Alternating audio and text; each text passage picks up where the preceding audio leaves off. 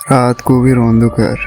Ural পর্বতের বরফ ঢাকা ঢালে একদল তরুণ হাইকার তাদের তাঁবুতে ঘুমাচ্ছিল।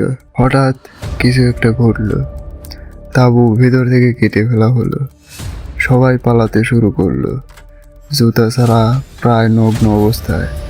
তাপমাত্রা তখন -30°C। কি এমন ঘটেছিল যে সবাই পালাতে শুরু করলো, তাও জুতা ছাড়া -30°C প্রায় নগ্ন অবস্থাতে? পরের দিন কেউ ফিরে আসেনি।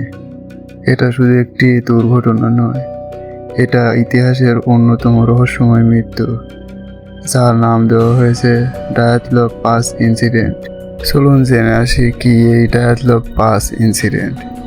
1959 সাল 23 জানুয়ারি, রাশিয়ার একটি শহর সভেরদলভস্ক। এই শহর থেকে 10 জন তরুণ যাত্রা শুরু করে। নেতা ছিল ইগর ডায়াথলভ, মাত্র 23 বছর বয়সী একজন প্রকৌশল ছাত্র। তার সঙ্গে ছিল আরও 8 জন ছাত্র এবং একজন অভিজ্ঞ স্পোর্টস ইনস্ট্রাক্টর।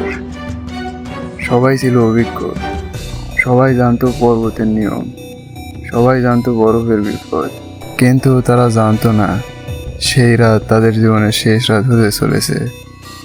পথে একজন অসুস্থ হয়ে ফিরে আসেন, ইউরি ইউদিন।